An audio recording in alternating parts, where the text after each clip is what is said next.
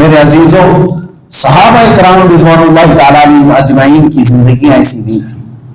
حضور پاک صلی اللہ تعالیٰ علیہ وسلم ایک ڈاکٹر کو لا کر مدینے میں رکھے کہ میرے صحابہ کا علاج کرو۔ 6 مہینے کے بعد وہ اپنا سٹکیس اٹھا کے جانے لگے۔ ڈاکٹر سے پوچھا گیا کہ کیا بات ہے؟ کہا نہیں، ہمارا بزنس یہاں چل ہی نہیں رہا۔ صحابہ کرام رضوان اللہ تعالیٰ علیہ اجمعین کے علاج کے لیے حکیم کو رکھا گیا تھا۔ کہا کہ کوئی آتا نہیں زیادہ ہے یہاں پر، میرا نہیں چلے گا یہاں پر۔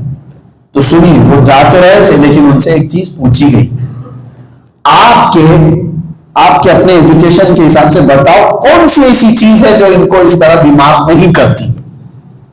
میرا پوائنٹ وہی ہے، آپ کو بھی بولنا۔ اس حکیم نے یہ نہیں کہا کہ روز ورزش کرتے ہیں، ورک آؤٹ کرتے ہیں، بھاگتے ہیں، جاگنگ کرتے ہیں، واکنگ کرتے ہیں، ہاں جم کرنے والے لوگ ہیں۔ ڈاکٹر نے صرف اتنا کہا، وہ حکیم نے، یا رسول اللہ صلی اللہ علیہ وسلم، آپ کے صحابہ کی ایک عادت اچھی ہے کہ یہ کھانا اس وقت چھوڑ دیتے ہیں جب ابھی خواہش باقی رہتی ہے، یہاں تک نہیں چڑھاتے ہیں۔ بس یہ چیز ہے جو ان کو بیمار نہیں ہونے دیتی، یہ اتنا کھاتے ہیں کہ ابھی خواہش باقی رہتی ہے۔ یہی میں کہنا چاہتا ہوں، کہیں لمٹ کو اگر ہم نے روک لیا تو ہر چیز سکون کی تمہاری۔ یہاں یہی تو بڑا مسئلہ ہے، ہم نے لمٹ روکی نہیں، کہیں پر لمیٹیشن بنائی نہیں ہے، خواہشات پر، بھوک پر، ہر چیز پر۔ آج مجھے بات یاد آتی ہے، بچپن میں میرے والد گرامی حضرت علامہ محمد ابن حسن رحمہ اللہ، اللہ تعالیٰ ان کو غریق رحمت فرمائے، سرکار مفتی اعظم ہند رضی اللہ تعالیٰ عنہ کے پروردہ تھے، حضور حافظ ملت رحمۃ اللہ علیہ کے خاص شاگردوں میں سے تھے، بڑے عالم تھے، لیکن انہوں نے اپنی ہماری تربیت میں جو بھی کیا، آج بہت ساری چیزوں کا احساس ہوتا ہے۔ اسکول جانے کے وقت ہم جو چیز مانگتے تھے نہیں دی جاتی تھی، ہر چیز نہیں دلائی جاتی تھی، تو اسکول میں دوسرے اسٹوڈنٹس کے سامنے کبھی کبھار ہم کو ایسا لگتا تھا ہمارے ابا نہیں دلاتے، ان کے ابا تو سب دلا کے بھیجتے ہیں، جتنے بکس چاہیے وہ بھی لے لیتے ہیں، یہ سارے ہمارے دوست، ان کو کوئی ٹوائز چاہیے وہ مل جاتا ہے، میرے ابا نہیں دلاتے۔ آج اس کا احساس ہوتا ہے بچے کی ہر خواہش پوری کرنا یہ زہر ہے، یہ زہر ہے۔ یہی سے تو ہم نے شروعات کر دی، اس کی خواہشات کو بے لگام کر دیا، وہ جو چاہے اور کرتا رہے گا، کہیں تو روکنا ہوگا۔ مجھے بچپن کی ایک بات یہ بھی یاد آتی ہے، کسی دن گھر کے اندر گوشت نہیں بنا تو بچے ابھی باہر چلے جاتے نا کھانے کے لیے، کیا گھر میں کیا بنا ہے؟ مجھے وہ بات یاد آتی ہے، میرے والد نے سختی سے کہا تھا، یاد کرنا رسول اللہ صلی اللہ تعالیٰ علیہ وسلم، حضور پاک صلی اللہ تعالیٰ علیہ وسلم کے دسترخوان پر پوری زندگی بھر میں 2 سالن کبھی نہیں آئے۔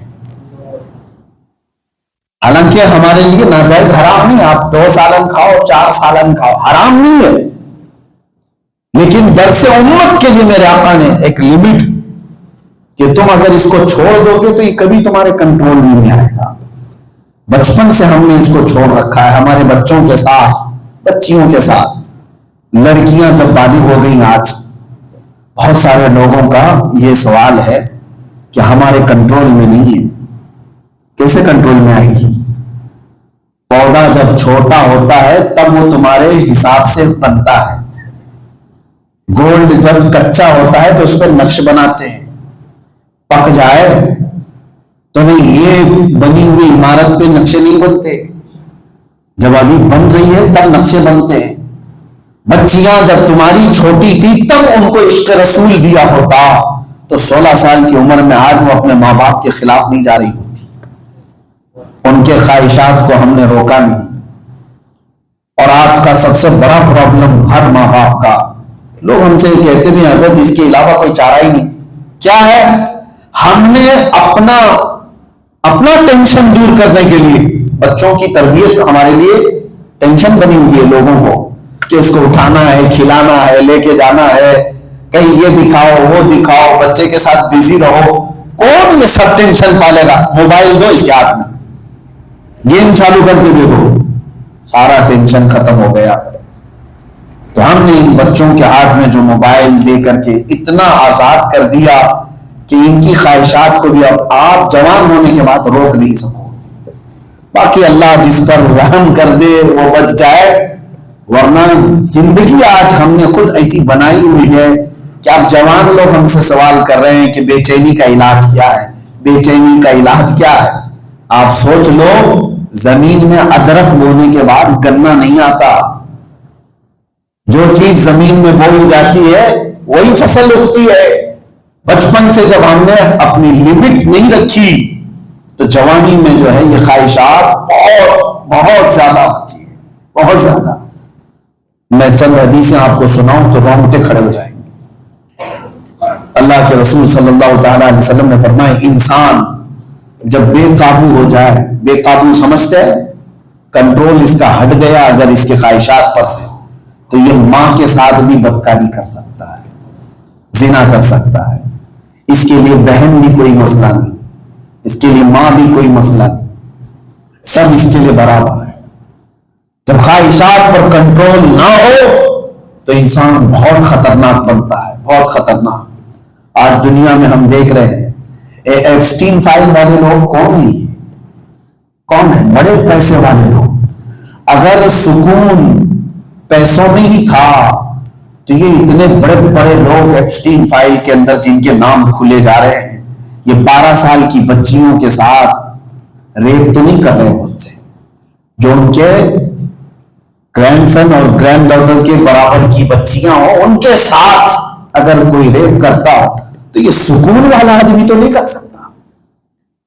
مال زیادہ آ جانے کے بعد ہی اگر آپ کو لگتا ہے کہ سکون مل جائے گا، ایسا نہیں ہے. سکون کے لیے ہمارے پاس جو علاج ہے وہ ایک ہی علاج ہے، در مصطفیٰ صلی اللہ علیہ وسلم.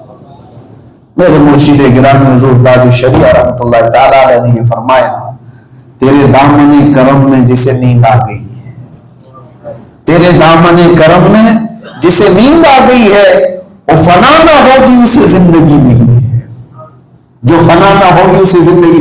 حضور کے دامن میں جو اپنی سکون ڈھونڈا وہ دنیا میں ہر جگہ اس کا سکون ہے، ہر جگہ سکون ہے. ایک بچہ میرے پاس لے کر کے آؤ، آپ میں سے کوئی بھی کھڑا ہو جائے اور کہے میں دنیا بھر کی ہر چیز کو چھوڑتا ہوں، صرف میرے نبی سے محبت کرتا ہوں، اور پھر میں اس کو بتاتا ہوں تیرے دل کی دھڑکن، تیری آنکھوں میں نبی رسول، ہر گھڑی تجھے حضور سے محبت ہے، پھر اس کو لے جاؤ جنگل میں چھوڑاؤ، پھر اس کو لے جاؤ جیل میں چھوڑاؤ، پھر اس کو لے جاؤ کنویں میں ڈال دو، ہر جگہ سے وہ ایک ہی طرح سے نکلے گا. وجہ یہ ہے کہ اس کا سکون یہ دنیا کی چیزوں سے ہٹ گیا ہے، ایک ہی چیز پر لگا ہے، وہ آمنہ کے لال سے لگا ہے. یہ ہے بے چینی کا علاج. انہیں جانا انہیں مانا، نہ رکھا غیر سے کام، للہ الحمد میں دنیا سے مسلمان گیا. اور جس کا ان سے رشتہ مضبوط نہیں وہ گھڑی گھڑی یہاں تڑپ رہا ہے. بہت پیسے والے لوگوں کی راتوں کی نیند حرام ہے، بہت سارے لوگ. مسلمان ہو کر ایسا میں نہیں کہتا کہ پیسے کمانا جائز نہیں، آپ خوب کماؤ، عثمان غنی نے کما کر دکھایا ہے. کسی کی محتاجی اللہ نہ لائے.